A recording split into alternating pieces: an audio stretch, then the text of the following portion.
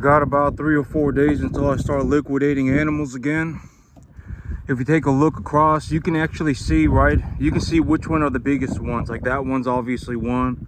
Got another one right there, got another one right there, got another one over there, and got one right there. So that's the 5 of them. I got a red one that's about 600 pounds, and I've been taking a look at him. And I'm like, maybe I take him this time. I think that's him right there, or I take him next time. But I got a few things that happened, and so this year I decided to make a few changes. And I'm not gonna. Okay, so I went on Google and I looked up the best accounting, the best accountant in all of Dallas. I just went on Google and I typed in best accountant in Dallas. And something that I realized is that when you know, and I was like, you know, I just want to, you know, I want to whatever work with the best accountant that I can. And so I actually realized that when it comes to like large scale accounting, you actually don't work with CPAs. You work with accounting firms. So it's like they have a building full of accountants or something like that. I don't know, but it's called an accounting firm. And I didn't know this, but you know, I've always been working with CPAs. But you know, I looked up best accountant in Dallas, and the top accountant in Dallas, and they're all accounting firms. And so starting this year, I'm gonna start taking my paperwork. I'm gonna start taking my business paperwork over to an accounting firm, because I was looking at accounting firms, and this accounting firm, it's like the best one in Dallas, and it's only $400 an hour. And I was like, you know, like that's not expensive. I mean, you know, it's like I pay him for 10 hours. That's only $4,000. I mean, you know, that's a negligible amount of money. And I was like, you know, I just want to work with the best accountant that I can. I want to work with the best accountant that I can. And so I'm going to go and I'm going to start taking my paperwork over to accounting firms. And so you know, and I don't know what an accounting firm is, but I looked up on Google. I just got on Google and I typed in the best accountant in all of Dallas. And a bunch of accounting firms popped up. There were a couple CPAs, but a majority of them were firms. And I looked into the firms, and they're like these giant buildings. And so I was like, you know what? These are probably the people that I want to do my taxes.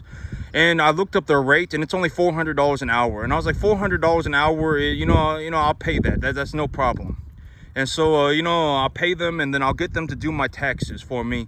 And, you know, I'm going to start working with accounting firms, and I'm not going to work with CPAs. So I don't know if an accounting firm is just a bunch of CPAs put together. I don't know what it is, but it's a giant building. And so I was like, you know, I'm going to go into this giant building, and I'm going to find myself, I'm going to ask him to do my taxes for me, and then I'll just pay him. And so, you know, okay, so this is actually, you know, my business plan. Here's what I got going on. Here is how I digested the information. I'm going to sell 20 cattle, and I'm going to keep the money on those 20. And, you know, and I was actually thinking about this yesterday, and actually looking at money in terms of cattle is kind of interesting, because for whatever reason, I think a lot of people have difficulty. I don't know, me, I don't have difficulty, but I was like, you know, if others are having difficulty understanding this concept, and I can just whatever, right, you know, and just make it you know, a little bit easier to understand, then I'll do it. I don't mind. For me, it's all the same, right? And so, you know, if I talk about it in terms of cattle instead of money, because for whatever reason, people have difficulty understanding money. For whatever reason, I mean, to me, money is easy. It's just a number, right? And nowadays, you can just pull up your phone. You can just pull up an app on your phone, and you can see how much money's going in and out. It's very easy, right? I mean, think about, you know, and I was talking about, and I was like, you know, if I put $22,000 in my bank account and I use $14,000, then that leaves me with $8,000, right? It's that easy. Like, it's not like, oh my God, you know, this is some like extremely difficult, you know, mental exercise. I mean, it's like, you know, it's very easy. It's simple. It's very simple. I mean, and if you, and I was actually talking about this, but it's like, you know, if you're having difficulty doing addition and subtraction, you need to understand that you have access to calculators, right? I mean, you can just pull out a calculator. You even have a calculator on your phone. Like, if you do not understand that 22,000 minus 14,000 is 8,000, then you can actually, you can still do it. You just need to pull out a calculator. All right, but you know, I'll talk about it in terms of cattle. And here's what I see, because if I talk about it in terms of money, I mean, whatever, for whatever reason, it's, I'm like, maybe it's confusing. I mean, maybe, and I don't understand why it's confusing. It's very simple, but I'll talk about it in terms of cattle. So, I got 33 animals right now, and I'm going to liquidate about, for the next 20 that I liquidate, I will hold on to the money. I'm going to clear up my credit, etc., etc. And I'm looking to go entirely leverage for cattle. I'm looking to go 100% debt for cattle. And so think about it this way. If I sell 20 cattle and I make the money on them, right? I make a few $10,000, whatever, and I make the money on them, and I got the money. And then I have, 15 cattle left over. When I sell those 15 cattle that are left over, I will essentially make enough money to purchase about 30 cattle. I will make enough money off of selling those 15 cattle to make to probably purchase about 25 or 30 animals, depending on what size animal I get. Is the animal 1 to 1.5 type, medium, large frame, etc., etc. So the 20 animals that I sell, I am going to hold on to the money. I'm going to utilize the money to do whatever it is that I need to do. In the last 15 animals that I sell, I'm going to take that money and I'm going to purchase new animals. So the last 15 animals that I sell, I will reinvest the entirety of the money. And with those 15 animals that I sell, I will purchase 25 to 30 cattle. All right. And then, so it's like I have 15 cattle that I sold. I purchased 25, 30 cattle with that money. And I have maybe about $35,000, right? And I have about $35,000 cash.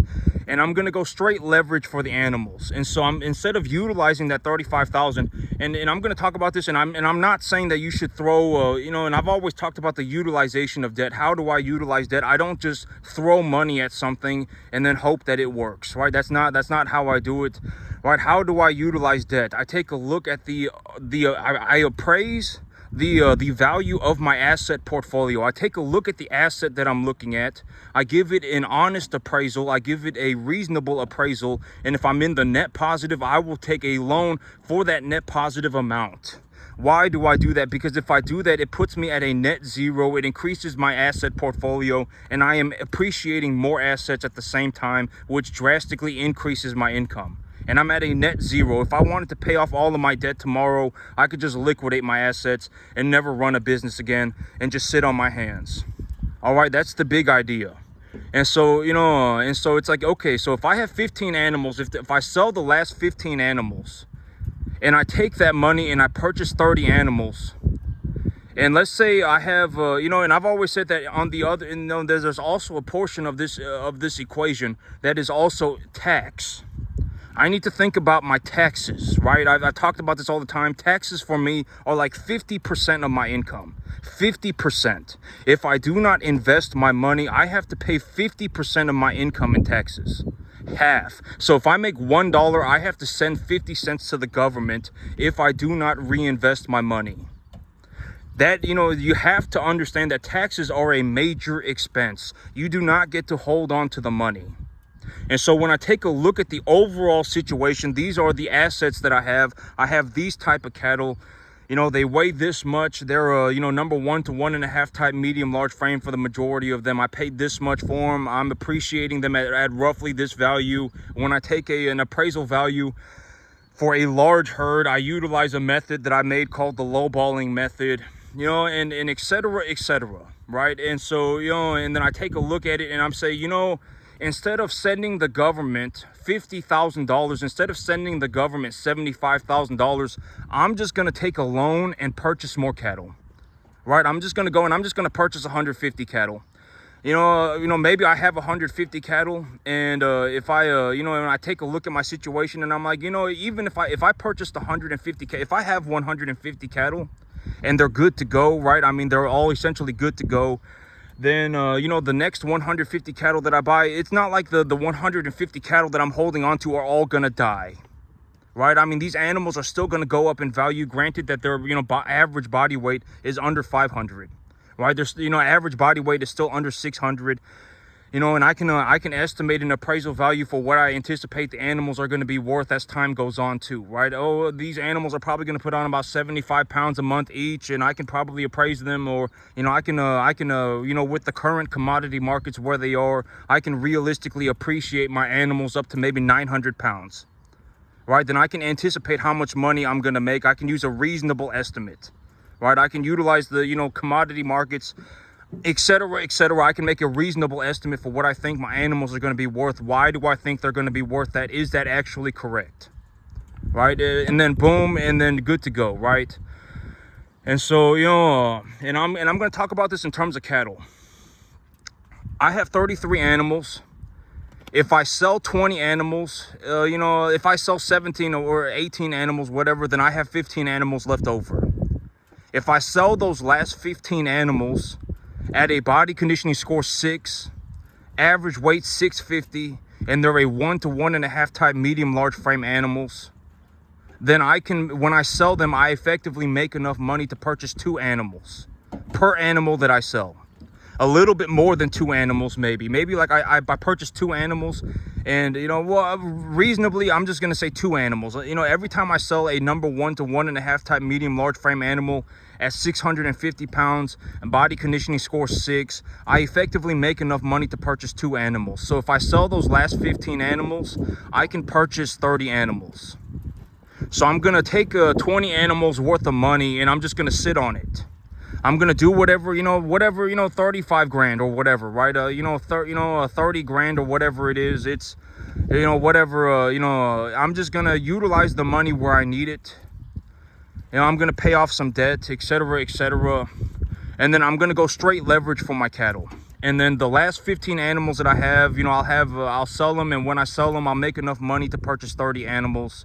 And then I can appreciate those 30 animals. And as I appreciate those animals, as I see, as I appraise my balance sheet, I can take a loan for the appraisal value of the animals if they go significantly in the net positive, right? And so, and it's like, and I've already made it's like, and if you think about it in terms of the total numbers, it's like I'll have 30 animals. I'll also have like $25,000 cash, right? I'll have about 20 animals worth of cash. And then, I'm gonna take a loan, and it's like, if I have $25,000 in the bank, and I also have 30 animals, and and it's like, this is a way to utilize cash is essentially, I actually consider cattle a cash equivalent, because the cattle market is very liquid. And so it's like, and it's like, if I have $25,000 in the bank and I have 30 animals, I can actually take a loan for 25 grand, and it wouldn't be a big issue, because if I really wanted to pay off my loan, I could just take the $25,000 that I have in my bank and just pay off the bank. Right? So boom, congratulations. And and I would anticipate, when I look at everything that I'm doing, I would say that by April I will have about 150 cattle. That's what I anticipate. I would say somewhere between 120 and 150 cattle. That's what I'm gonna have. And because realistically, what's going to happen is, like, if I make 25 grand and I have 30 cattle and my cattle are appreciating in value, I'm going to need to take a loan for the 25 grand that I've already, actually, I'll need to take a loan for 50. If I really want to deduct the entire, and this is also, I'm going to be working with an accounting firm. And so I'm going to go and ask the accountant at the accounting firm, how does this work? This is what my, as soon as it becomes time to file taxes, or maybe even sooner, I'm just going to go and take on my, I have everything on a clipboard, everything that everything that I've purchased, and everything that, wherever, money's come in and money's gone out, I have it all on a clipboard. And I also have a business account. I can show it to the accounting firm, and then they're going to tell me this, and then I'll figure out what I'm gonna do, right? But from my understanding of the tax law, is that if you want to buy animals this year and hold on to them until next year, you're only going to be able to deduct half of the cost of the animal. And so it's like, if I make whatever, right? If I make let's say I net a positive of $70,000 cash, for me to deduct all $70,000 cash off of my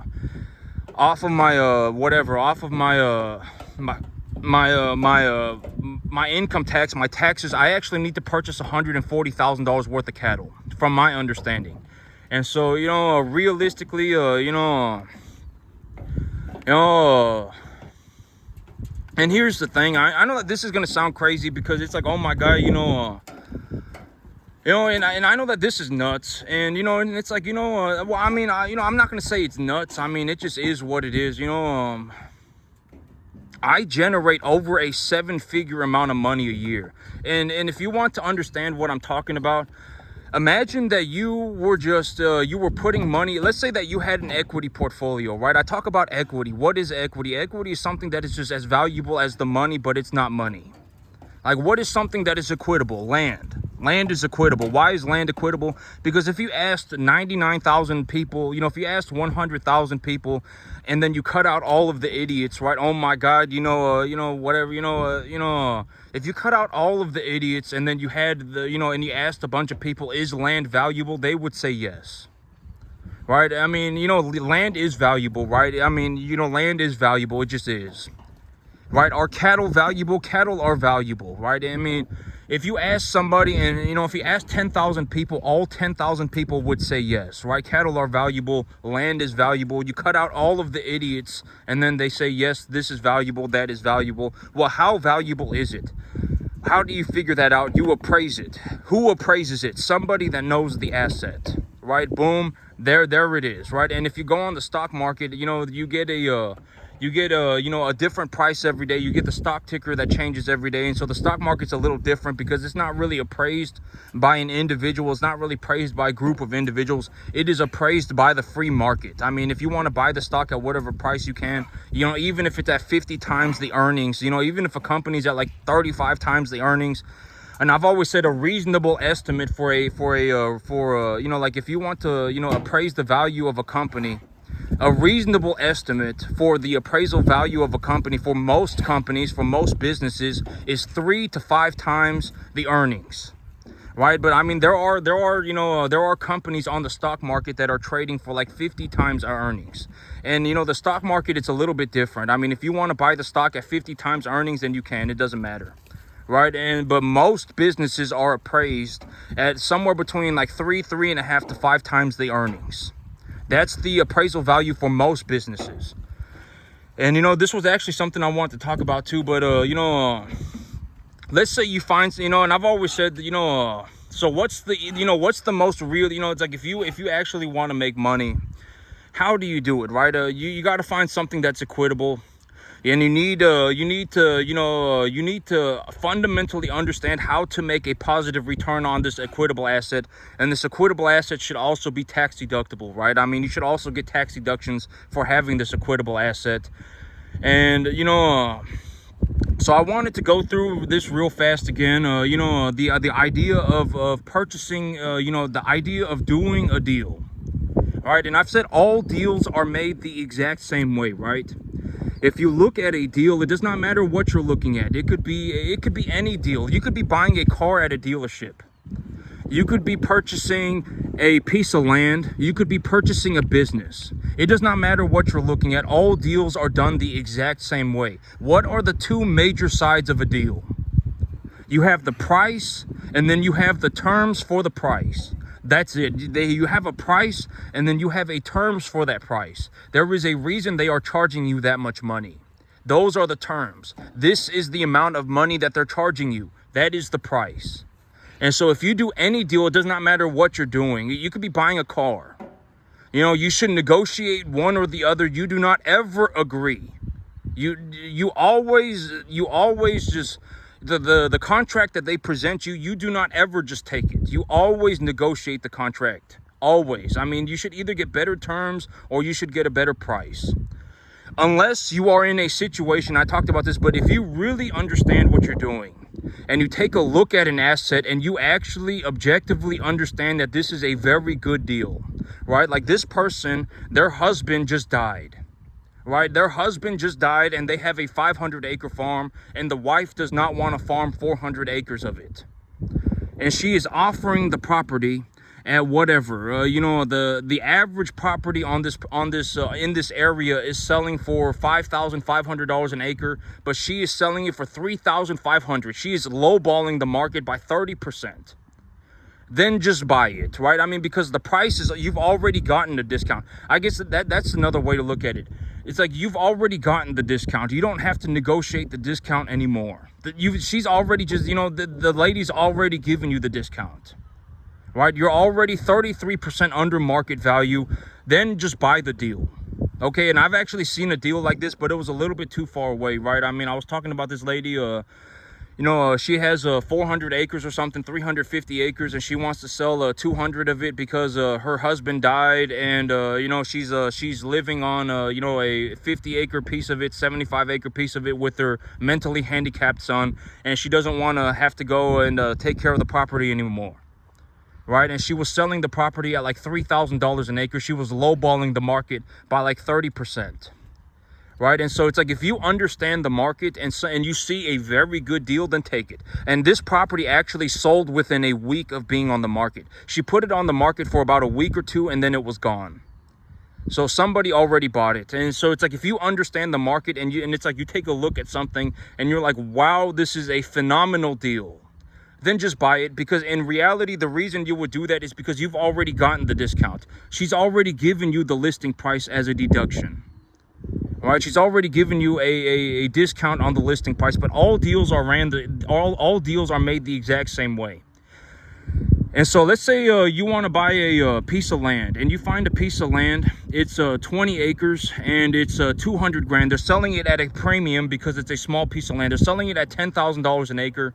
But when you take a look at the overall market, it's like the average piece of land on this property or in this area is selling for $7,500 an acre, $5,000 an acre. But this lady is selling her land at $10,000, or this man or whoever is selling this land at $10,000 an acre. And they're selling it at $10,000 an acre because it is a small piece of acreage, and they're selling it at a premium, as all people do. I would say that, okay, if you're going to purchase a 20-acre piece of land, you're probably going to pay, in my area, you're going to pay about $10,000 an acre. About $10,000 an acre, about $12,000 an acre. If you want to purchase a 20-acre piece of land, you're probably going to pay about $200,000, $225,000 for it. And let's say you find this deal, you find a piece of land that you want to buy. What's the next thing you do? What's the next thing you do? You call a banker. Right? You call a banker and you present your bank, you present the deal to your banker. And for the love of God, think about what you're doing, okay? Think about what you're going to say. I've always said you do not want to come off as a poor person. I'm not saying this to like sound like a jerk. I'm telling you, you do not want to sound like a poor person. And if you don't know what to say, then you can just use the things that I say. Just use the things that I say, and do not say anything else that you want to say. If you call a banker and you talk to that banker, you present your deal. You do not ever say anything about you do not have the money. The money is always the easy part. All right, what should you ask the banker? What are your lending terms? Right? Well, what are the terms for your lending? How much will you, and I've said every bank has different lending standards. What are your lending standards, right? What is your interest rate? What do you require a down payment? Do you finance down payments? Ask these things. Do not, I'm telling you, if you come off as a poor person, the bank is not going to fund your deal. You do not want to look like a poor person. You do not want to act like a poor person. You do not even you do not even okay. When someone, you do not want to be a poor person. All right, so what do you talk to the banker about? What is your interest rate? What are your lending standards? Right? What is your lending term? How long do you give loans for? Do you require a down payment? Do you finance down payments? They will answer the questions for you, and every bank has different lending standards. Every bank has different lending standards. So if you call 5 different banks and you find one that's giving you a good deal, then that's the one you should take. All right.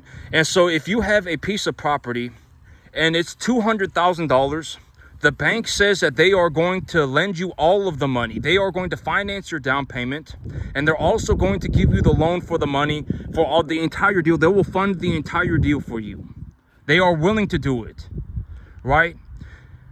Then how much? Okay, if they're going to give you a $200,000 loan, let's say you find a piece of land and it's $200,000, and they're going to give you a $200,000 loan, and they're going to give it to you on a 20-year term at 6% interest. What is your monthly payment? It's about $1,000 a month, maybe $1,200 a month. All right, and about a third or half of that is going to be equity. It will be money that is going back to you at the end of the day. If for whatever reason you feel like you need to access the money, then you can access it via a line of credit. If you don't want to liquidate your asset, you can access the equity by obtaining a line of credit against the equity on the property. You can hold the property as collateral. That's how you do it. If you don't want to liquidate your property, but you still want to access the equity on your property, you can take a line of credit against it. And when you're talking to a banker and they say $1,000 a month is the monthly payment, what is the magic response? What is the number that the banker wants to hear? 3.5 times more than that in excess income. Do you go, oh my God, I'm gonna have to go and take a look at this, and I'm gonna have to think about this, and is that no, you don't do that. Why do you not do that? Because if you do that, you're going to come off as a poor person. You tell them, wonderful, excellent, $1,000 a month, I can easily do that. Thank you, banker. All right, and when you go and you talk to the banker, what is the magic ratio? If you make 3.5 times more income than the lending requirement, if they say $1,000 a month, but you make $3,500 a month of excess income, at the end of the day, you still have $3,500 a month left over. Like, even after you pay all of your bills, after you do everything, you've paid for all of your bills, you've paid for everything, you still have $3,500 a month left over. You show it to the banker. Then they will leverage the money. They will leverage your income for the loan. And that is the best loan that you can get from what I have seen, because it doesn't put you at risk for anything. You're at risk for nothing. You have collateralized nothing. You have just shown the bank that you are capable of making the money and that they should lend you the money because you make the money. It is the, me, and to put things in perspective, I purchased a 46.67 acre piece of land for $3.25, for $325,000. All right, and so it's like you can go and purchase, a 40-acre piece of land. You can go and purchase a 30-acre piece of land for like $1,000 a month in my area, for like $1,500 a month. I actually purchased a piece of land, 46.67 acres, and my monthly payment is going to be like $2,000, $2,500, something like that dollars a month. And maybe about a third of it to half of it is going to be equity. And so in reality, I get that money back. So that is the magic ratio. Right? And it's like, oh my God, $3,500 a month of excess income, I can't do it. Then go and continue to be poor. All right. I mean, in reality, what should you be doing? You should do it, or you should die trying. All right. You don't ever say, oh my God, I can't make $3,500. I can't do it. Then die trying. All right. Die in the process. Don't ever go, oh my God, I can't make $3,000. Because it's like, if you go to the bank and they're like, we're going to give you a loan for $250,000. The bank is looking to give you a loan for $250,000. If you talk to that banker and you can't even make $3,500 a month, why would the banker give you $250,000, right? Why would they do that? They wouldn't. I mean, nobody would. I mean, it's like, then why are you even here wasting your time? Right? I mean, it's like if you want to buy a piece, and you can do this with everything. It's not just land. It's anything that is equitable. If you have something that is equitable and it's been appraised by a professional, right? It's been given this price because of this reason, and a professional has looked at it and given it that appraisal value. Then you can take your deal to the bank and talk to the banker about it. And when you talk to the banker, what are you essentially looking to say? I already make the money. I already make the money. I already make $3,500 a month. I already make $4,500 a month. Right? Boom, show it to them. I mean, here is the proof of my income. I make $4,000 a month. I would like a loan for $250,000. And if you take a loan for $200,000 and some banks offer loans up to 40 years. All right. Some banks offer interest rates, all the way down to like 5%. So, call banks, right? Call different banks, find a bank that you want to work with, and then you can do it. All right. I know, and I was actually thinking about this, but it's kind of ridiculous. But imagine like my situation is like, I had 100. I had a borderline 100. Like it's like $100,000 sitting in an equity account that I didn't even look at, because me, it was just irrelevant money. And I know that this is gonna sound horrible, but it's like, and I've actually talked about this, but me, like me, when I became extremely successful financially, I actually did not I actually had like a difficulty dealing with it. It wasn't like, oh my God, it took me 15 years and I finally made it, and now I get to just, rub it in everybody's face now because I'm successful and I'm gonna go and buy myself a Lamborghini and get myself 5 girlfriends. It wasn't like that for me. When I made it, it was actually difficult for me to deal with it. Like I actually, like it was almost like it was actually, I don't know how to describe it. It was actually hard for me. It wasn't like, oh my God, and I make over $1 million a year. And I run commercial cattle, and if you want to take a look at what I'm talking about, I mean, I had $100,000 sitting in an equity account that I didn't even look at. It was just irrelevant money to me, because it's like, it's like if I want money, I'll just my income is so high, like, and if you want to, and if you're having difficulty understanding the money, then think about it in terms of cattle. Think about it in terms of cattle. I'm going to sell 20 cattle. I'm going to sell 18 cattle, take the money, and I will still have 15 cattle. And then the last 15 cattle that I sell, I will bring home maybe 25, 30 animals. And I will still have an income of about 25, 30 grand. If I take a loan for that 25 to 30 grand and I invest it into my animals, I'm going to bring home like an extra 35, 40 animals. So it's like right now I got 33 animals. In like 2.5 months, I'm going to have like 80 animals. By the end, by April of next year, I'm going to have like 150 cattle, maybe even up to 200. My income is sky high. Like I don't, like, and if you're having difficulty understanding the money, then look at it in terms of cattle. And so it's like me, I had $100,000 sitting in an account, and I didn't even look at it. It was just irrelevant to me. The money was so negligible that it was irrelevant to me. All right, and I know that sounds horrible, and it's like, but you got to understand that I did not start off like this. All right, this is my 15th year doing it. I mean, it's I don't know how else to, and me, when I actually had and and as I could, and as I've gone forward and I've actually thought about it, and I'm like, it just, I mean, I live in a free country. I mean, if you want, like, if anybody, it doesn't matter. Like, if you live in America and you want to go and you want to run commercial cattle, and you want to make $2 million, and you can do it. You don't have to ask nobody, but at the end of the day, the reason that nobody really does this is because the work is incredibly difficult. You're not going to be able to do it. And when I take a look at my situation, I didn't even get paid until my 15th year. All right, and I remember, like, from the very beginning, one of the major reasons why I actually started doing this was because I was like, maybe I can show people how to do it, right? I mean, for whatever reason, I can just show people how it's done, because you probably, I mean, I can almost guarantee that you will never see this again, ever. This will probably be your one chance to see it. Yeah, in terms of the overall U.S. economy, I made it into the top 0.00001 percentile of the entire U.S. economy in the year 2024, and I did it by starting a commercial cattle farm on a 10.5 acre field. And 2 weeks ago, I legitimately found $100,000 sitting in an equity account that I didn't even consider. It was just negligible money to me. Even right now, 100 grand is negligible.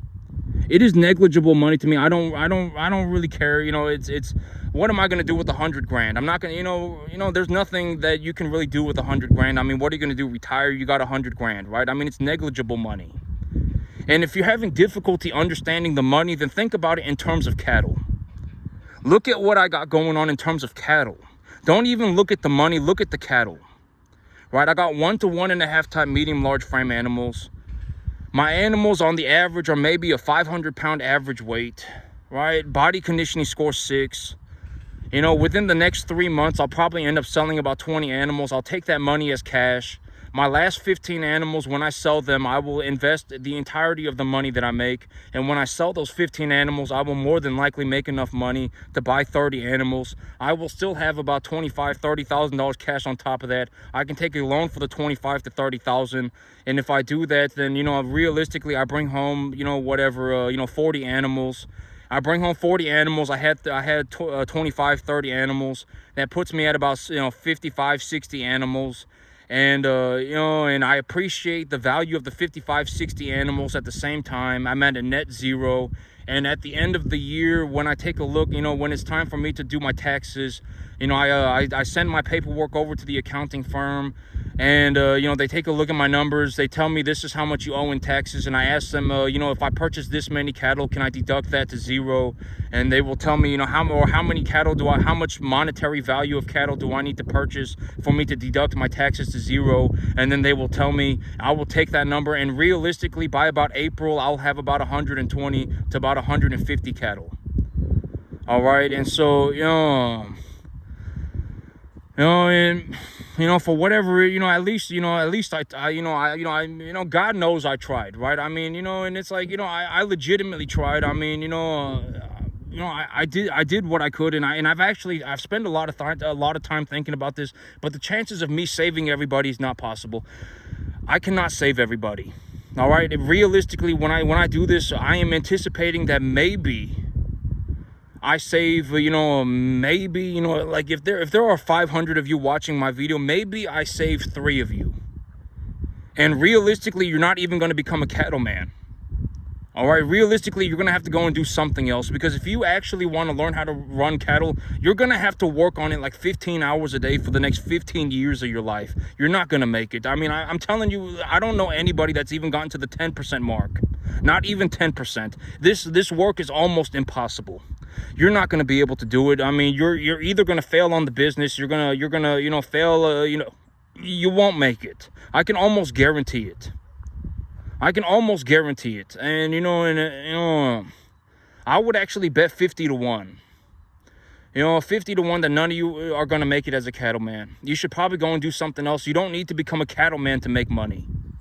All right, I happen to make money as a cattleman, and I'm the only one. I don't know anybody that's even managed to do 10%. I may legitimately be the best cattleman on the entire planet. All right, and this is my 15th year farming. I did not just wake up one day and suddenly decide that I was going to go and become a farmer. I've been doing this for 15 years. All right, and and no matter which way you cut the pie is a whole pie. All right, you can look at it from whatever angle you want. I mean, I make it, and I've actually talked about this, but after a certain point, and I was thinking about this, but after a certain point, it doesn't matter what I do. Even if I do nothing, it's very obvious this guy is extremely wealthy. Right? It's very obvious, right? I mean, I can't hide. And that's one of the things that I actually had to deal with as an individual. It's like when you become very, very, very successful, you can't hide it. It's very obvious, right? And then you got to worry about snakes, right? You got snakes. You got people that will legitimately sell their soul for $10. Worthless scheme, mystical, magical journeys. And then it's like, and it's like, and it's like, you got 50 idiots in a room. And, they don't make some, Power Ranger Megazord. It's just 50 idiots in a room. I mean, and I know that sounds horrible, but I mean, let's just take a look at it for what it is, right? At the end of the day, money talks. Are we talking, why are we, when we talk about money, how much money are we talking about? Me, when I talk about money, how much money am I talking about? Oh, I'll probably generate about $2 million in the next 6 months. That, money talks, all right? At the end of the day, the money's the money. I'll probably generate about $2 million in the next 6 months. And so money talks, all right, and so, and I know, and this is going to sound horrible, but, there, very, very, almost always, if I walk into a room full of people, I will make more money than all of the people in the room combined. All the people in the combined, if you combined everybody, I would make more money than everybody combined. Almost anywhere that I go. And so, money talks, right? I mean, and God knows I tried. God knows I tried, right? I tried to show everybody exactly how you do it. This is how you make large amounts of money. You want to make millions of dollars a year. This is exactly how you do it. All right, this is exactly how you do it. I mean, and God knows I tried. Right, I tried. I mean, and so God knows I did. But most people, you can't save them. It's too late. And I know that sounds horrible, but it's like being a drug addict. It's like if you've become poor, it's essentially like becoming a drug addict. You're not going to give up being poor for any reason.